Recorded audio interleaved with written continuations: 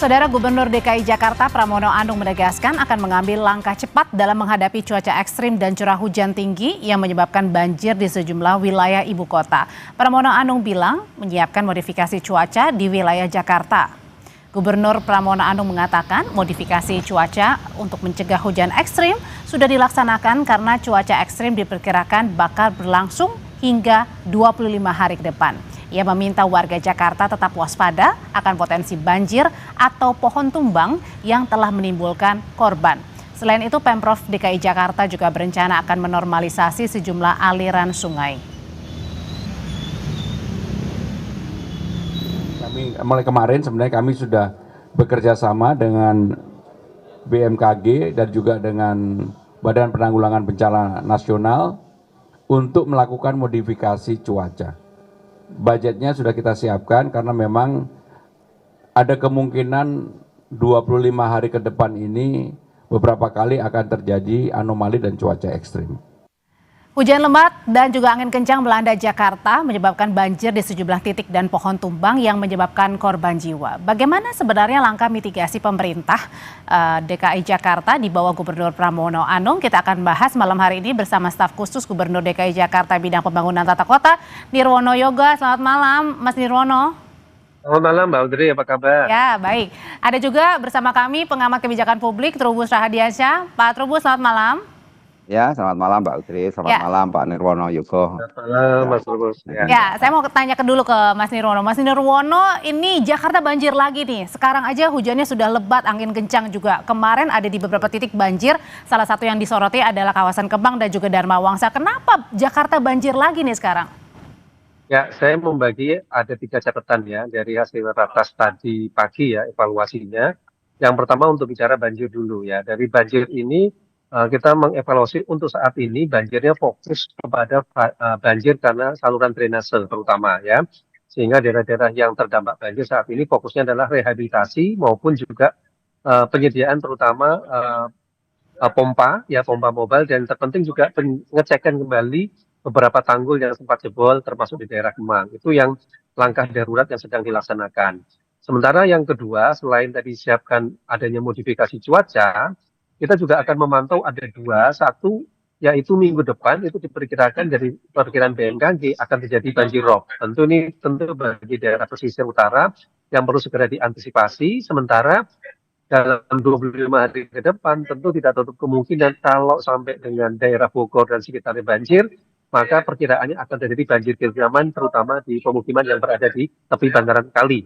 Nah, strategi ini yang sedang disiapkan untuk melakukan mitigasi seminimal mungkin ya, karena proses perbaikan masih dalam perjalanan ataupun dalam persiapan antisipasi tadi.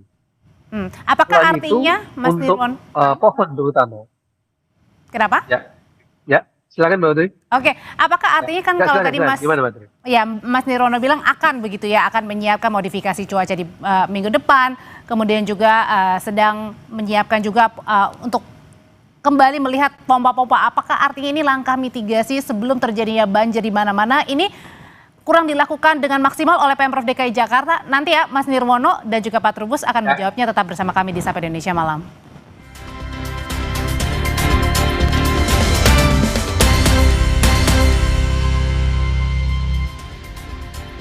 Masih di Sapa Indonesia Malam, Mas Nirwono jadi menyambung pertanyaan saya sebelumnya, kalau Jakarta banjir lagi nih sekarang, pertanyaannya apakah mitigasi atau langkah pencegahan untuk tidak banjir lagi Jakarta ini kurang maksimal dilakukan Pemprov DKI? Ya, sebenarnya secara umum dari pantauan kami di lapangan, apa yang sudah dilakukan cukup optimal ya, dengan pertimbangan adanya cuaca ekstrim yang sedang terjadi. Misal dalam kasus kemarin itu kan curah hujannya sudah mencapai 200 mililiter per hari, Mbak Asri. Jadi dengan pertimbangan itu tentu perlu ada upaya ekstra dari teman-teman untuk bersiaga 24 jam. Seluruh rumah pompa dan juga petugas dari SDA serta dari pihak kelurahan saat ini bersiaga 24 jam untuk mengantisipasi 25 hari ke depan. Perlu dicatat saat ini adalah dalam kasus musimnya musim pancaroba ya. Sehingga kita masih terus mempersiapkan diri untuk mengantisipasi pada puncak musim hujan yang biasanya terjadi nanti pada bulan Januari dan awal Februari, Mbak Audrey. Jadi langkah besar disiapkan untuk mengantisipasi ada 3 hal. Yang pertama tentu antisipasi dari banjir rob terutama. Kedua tentu dari banjir yang tadi dikatakan untuk banjir kiriman, terutama pemukiman yang di bantaran kali. Dan yang ketiga tentu adalah memperbaiki atau rehabilitasi saluran drainase untuk banjir lokalnya. Dan tiga ini difokuskan pada tahap memitigasi pada puncak musim hujan di Januari atau Februari. Nah, saat ini tentu persiapan itu masih berlangsung ya. Artinya dengan semua kemampuan yang ada diupayakan untuk memitigasi bencana banjir. Di samping itu juga tentunya pohon tumbang ya, pohon tumbang yang kemarin sempat terjadi juga saat ini sudah dilakukan. Meskipun banjir udah kejadian terjadi kemarin terutama juga ya Mas Nirwono ya. Ya betul, termasuk daerah-daerahnya ya. Daerah-daerah yang menjadi titik rawan banjir. Kira-kira itu Mbak Audrey. Kalau menurut pandangannya Pak Trubus sendiri, kenapa sih berganti pemimpin masalah klasiknya adalah Jakarta banjir? Iya, ini seperti mengingat tahun 2014 kalau saya jadi presiden itu mengatasi banjir itu gampang gitu ya. Ini kan sudah pernah jargon itu keluar sampai berulang-ulang. Nah, jadi begini, memang ini persoalannya adalah minimnya itu ya istilahnya kolaborasi sinergitas yang kita sekarang sebut wilayah aglomerasi. Kalau dulu disebut Jabodetabek. Karena apa? Karena sebelum kepemimpinan Pak Pram ini memang ego sektoral antar wilayah itu menjadi problem tersendiri di mana masing-masing mengambil kebijakannya secara fokus di daerahnya masing-masing, akan tetapi minim kerjasamanya, koordinasinya dengan daerah lain. Nah, yang kedua saya berharap memang kan pertemuan hari Rabu kemarin kalau nggak salah itu sudah ada kesepakatan antara kepemimpinan kepala daerah yang ada di wilayah aglomerasi untuk mengatasi masalah kemacetan, banjir dan sebagainya. Nah, idealnya Mbak sebenarnya kan yang ketika saya mikirkan kalau kemarin ada pohon tumbang kemudian sampai membawa korban itu sebenarnya sudah bisa diantisipasi. Di mana misalnya itu kalau BMKG sudah menginformasikan dan Pak Gubernur juga sudah tahu bahwa misalnya 25 hari yang akan datang akan terjadi cuaca yang makin ekstrim, kira-kira seperti itu. Nah, itu harusnya masyarakat sudah tidak lagi parkir mobil di bawah pohon gitu. Jadi itu yang harusnya disingkirkan. Artinya itu ada suatu kebijakan regulasi yang mengatur di mana kemudian mewajibkan RT RW termasuk tokoh-tokoh masyarakat ataupun komunitas-komunitas untuk tidak istilahnya untuk tidak memberi ruang kepada warga parkir di bawah pohon. Itu yang harus ini karena pohon-pohon di kita ini kebanyakan sudah tua dan memang persoalannya kan kalau misalnya ada yang berpendapat kalau mau ditebang semua ya jadi gundul kita kan gitu. Tapi persoalan lain adalah memang ini juga bagaimana istilahnya sidak ya atau antisipasi terhadap potensi roboh kan yang mobil Lexus itu kan memang lagi jalan Mbak gitu. Jadi kalau tiba-tiba roboh begitu kan berarti ada sesuatu yang tidak beres di situ gitu. Ada something wrong lah menurut saya dari tanggung jawab pemerintah. Karena ini semuanya harus tanggung jawab. Tapi kalau tadi Mas Pram ketika diwawancarai adalah sebenarnya melakukan juga kok untuk pemangkasan begitu ya meskipun beberapa hari sekali tapi sekarang dirutinkan. Apakah karena beberapa hari sekali ini pemangkasan pohon jadi bisa tadi menyebabkan akhirnya korban jiwa, pohon jadi jatuh akibat angin kencang? Iya bisa saja Mbak karena memang debit air kan istilahnya curah hujan yang tinggi, angin juga kencang kan ini nggak bisa diprediksi karena ini sifatnya alam. Tetapi kan harusnya ada dari pihak Pemda, kemudian Pemprov terutama memikirkan bagaimana kemudian bahasa kasarnya memitigasi agar tidak terjadi korban-korban yang berlanjutan. Nah ini kan korban hampir setiap banjir, ya banjir bandang lah kalau di Jakarta itu mesti ada membawa korban. Nah ini kan hal yang harusnya istilahnya bisa diminimalkan gitu ya sehingga jangan sampai kalau hujan kayak kemarin hujannya sebenarnya nggak terlalu lama kemarin itu hujannya ya hanya 2 jam 3 jam lah kira-kira seperti itu tapi langsung karena drainase yang tadi katakan oleh Pak Nirwono itu memang belum optimal misalnya perawatannya dan berbagai hal yang terkait dengan drainase itu mengakibatkan kemudian air menggenang. Nah air menggenang ini juga akhirnya dibarengi dengan curah hujan tinggi, kemudian juga angin yang kencang tadi. Ini kan hal-hal yang artinya ketika tadi drainasenya bisa dilakukan optimal, harusnya tidak terjadi banjir ya, Pak Trubus ya? Gitu. Ya harusnya kalaupun banjir tidak sampai menggenang seperti ini. Artinya kan dalam posisi cepat surut. Itu asumsinya. Yang kedua memang warga sendiri ini, kesadaran warga juga jadi problem Mbak kita ini. Bagaimana kita sudah berulang-ulang katakanlah mengedukasi, mensosialisasi. Tetapi warga banyak sekali yang membuang sampah atau membuang hal-hal yang ini yang kemudian drainase itu jadi mampet gitu loh Mbak. Ini kan persoalan yang selalu klasik lah. Sehingga dulu ada kebijakan dari Pak Gubernur Pak Anies itu supaya membuat sumur resapan, itu juga nggak efektif juga untuk mengatasi persoalan ini. Jadi ada akhirnya memang dibutuhkan ini apa semacam kebijakan komprehensif yang nanti Mas Nirwono, ya, saya harap itu ya dengan karena mendampingi Pak Gubernur, jadi bisa ke depannya mengantisipasi dengan baik dan bisa meminta kepada para pakar-pakar yang terlibat di dalamnya untuk mengantisipasi jangan sampai ini terulang terus. Ya, dan jangan sampai telat gitu ya. Kalau gitu, oke, Mas Nirwono, tadi yang catatannya bukan hanya soal drainase, tetapi juga ada tembok tanggul yang kemudian roboh begitu, dan akhirnya menimpa warga sampai sekarang ini juga belum diperbaiki. Itu gimana? Apakah memang harusnya bergerak cepat, tapi kenapa lambat begitu? Betul. Jadi saat ini kita sudah mendengarkan dari instruksi kepada Pak Gubernur ya, kepada seluruh jajaran, tidak hanya Dinas SDA, sampai bahkan tingkat kelurahan untuk segera memperbaiki jika ada tanggul jebol yang rusak ataupun tanda-tanda mau retak misalnya, itu dapat segera diantisipasi. Nah, kita berharap di 267 kelurahan itu bergerak secara bersama untuk mengantisipasi hal-hal yang tadi bisa ditimbulkan jika terjadi tanggul-tanggul jebol. Nah, saat ini laporan terbaru yang kami terima dari Dinas SDA, seluruh kawasan yang rawan banjir sedang dalam pengamatan siaga 24 jam, Mbak Audrey, Mas Rubus. Jadi kita berharap dengan perubahan cuaca yang masih pancaroba ini, bahkan kalau dari perkiraan BMKG 25 hari ke depan, tentu ini menjadi semacam awal untuk melakukan mitigasi bencana secara besar-besaran. Sehingga diharapkan nanti pada puncak musim hujan kita Pemprov DKI bersama warga masyarakat bisa jauh lebih siap. Yang perlu saya garis bawahi adalah tadi ya, untuk penanganan banjir sendiri itu ada 3 fokusnya, Mbak Audrey, Mas Trubus. Tentu pertama adalah banjir lokal yang kemarin terjadi di beberapa titik, kemudian nanti antisipasi banjir rob minggu depan sesuai dengan perkiraan BMKG, dan yang ketiga tentu mengantisipasi banjir kiriman pada saat puncak musim hujan nanti. Nah, ini 3 hal yang sedang dilakukan secara paralel. Sementara puncaknya kapan sih, Mas Nirwono?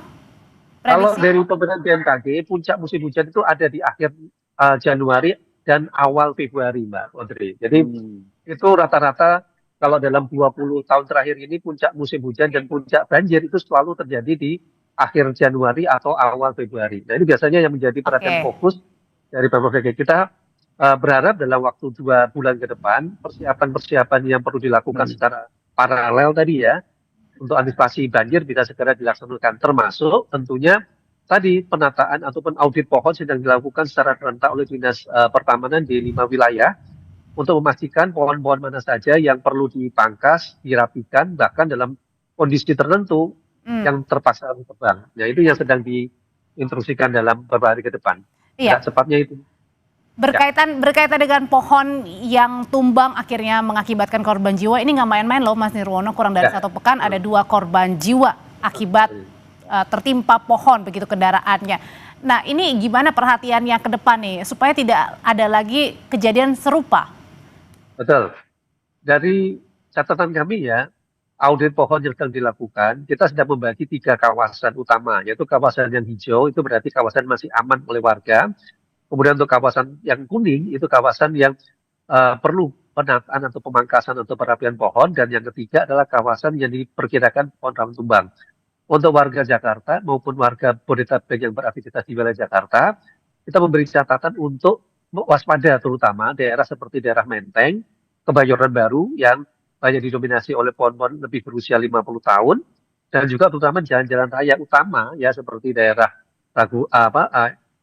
Rasuna Said ya, MP Haryono maupun kawasan Warung Buncit ya, serta kawasan Es Parman ya yang jalan utama, untuk menghindari daerah-daerah yang banyak pohon besarnya. Nah, yang parkir saya setuju tadi Mas Fokus ingatkan, untuk saat ini akan lebih aman kalau seluruh warga parkir di dalam gedung ya, menjauhi dari pohon-pohon, karena pohon itu juga ada yang berada di dalam wilayah parkir ya.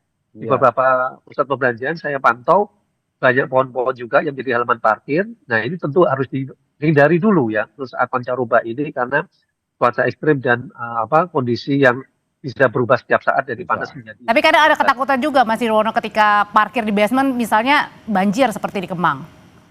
Ya, betul. Tentu kita harus waspadai lokasinya terutama ya. Oke. Catatannya adalah hindari lokasi-lokasi yang rawan pohon tumbang, dan juga waspada terutama daerah-daerah yang saat ini menjadi kawasan langganan ataupun rawan banjir tadi, Mbak Audrey. Nah, kira-kira itu dulu. Namun demikian, Pemprov DKI dalam waktu 24 jam ke depan tentu akan selalu siap siaga. Kira-kira itu yang bisa diinformasikan. Pak Trubus, balik lagi nih, ketika setiap ganti pemimpin pasti kan masalah yang dibawa adalah bagaimana caranya mengatasi banjir ya. Tapi sampai sekarang ini klasik Jakarta masih banjir. Sebenarnya ada kesalahan atau kekurangan di mana sih sebenarnya selain tadi karena daerah aglomerasi harusnya bisa bersatu begitu ya antar pemimpin daerah lainnya di Jakarta. Selain itu apalagi sebenarnya catatannya Pak Trubus? Catatannya ya ini keterlibatan pemerintah pusat yang minim. Jadi pemerintah pusat itu kalau sudah urusan banjir diserahkan urusan daerah masing-masing. Jadi dia sendiri seperti pemerintah itu seperti penonton. Nanti kalau ada korban barulah teriak-teriak gitu kan. Jadi tidak ada pikiran bagaimana kemudian mengkoordinasikan wilayah aglomerasi dalam ini kepala daerah itu. Ini kan semua pertemuan hari Rabu kemarin hanya gagasan dari kepala daerah sendiri kan, kesadaran kepala daerah. Tidak ada kemudian political will dari kementerian terkait, artinya dari pemerintah pusat. Itu ya Mbak yang jadi problem sehingga apalagi pemerintah pusat sekarang pikirannya bagaimana kita sudah mau pindah ke IKN mungkin ya. Jadi karena 2028 sudah mau jadi ini kan, jadi ibu kota politik setidaknya. Nah, jadi ini juga menjadi seperti ada kesan pembiaran gitu kan, pembiaran bahwa itu diurus oleh daerah bukan urusan pusat, padahal semua aset-aset yang ada pun infrastruktur itu juga memiliki pusat dan pusat harus ikut bertanggung jawab terhadap persoalan-persoalan yang muncul. Berarti artinya tidak hanya melempar ke daerah-daerah gitu ya? Iya, nggak boleh dong kalau ini semua, apalagi nanti ini kan mendesak juga Undang-Undang DKJ itu sudah menetapkan mengenai Dewan Aglomerasi. Dewan Aglomerasi itu harusnya segera dibentuk sehingga ada pengurusnya siapa itu yang bertanggung jawab ketika pengembangan aglomerasi ke depan. Sampai hari ini belum ada tanda-tanda bahkan gitu ya yang namanya kita membentuk namanya Dewan Aglomerasi. Nah ini kan hal yang penting di mana kemudian apakah pembangunan nanti dimulai dari Jakarta dan kita tahu Jakarta maunya menjadi kota global, tetapi tanpa ada dukungan dari wilayah aglomerasi atau wilayah tetangga gitu ya, itu nggak akan mungkin terwujud, Mbak. Berat karena apa? Karena Jakarta itu dihadapkan oleh situasi internal di Jakarta sendiri dan anggaran juga yang besar yang harus ditanggung oleh pemerintah Pemprov DKI Jakarta. Begitu, Mbak. Oke, sudah kita tangkap pesannya. Boleh, singkat aja, Mas Nirwono. Saya menambahkan sedikit hasil pertemuan Rabu kemarin yang disampaikan Mas Trubus. Ada 3 PR memang. Yang pertama tentu adalah kesesuaian tata ruang ya antara DKI Jakarta dengan tata ruang Jabodetabek itu harus sama satu suara ya dalam hal penggunaan atau pemanfaatan ruang. Kedua tentu penganggaran ya, dengan ada efisi anggaran ini perlu ada penyesuaian dan prioritas anggaran dalam pengendalian banjir dan juga kemarin mengatasi kemacetan. Dan ketiga dengan semangat aglomerasi tadi tentu persoalan banjir dan kemacetan harus ditangani secara bersama antar wilayah. Itu catatannya tambahannya. Kira-kira itu. Terima kasih. Oke, terima kasih sudah kita tangkap pesannya. Terima kasih Mas Nirwono, Pak Trubus. Selamat malam. Selamat malam, Mbak Andri. Setelah ini kami hadirkan informasi saudara dari Israel menolak menempatkan negara-negara pro-Palestina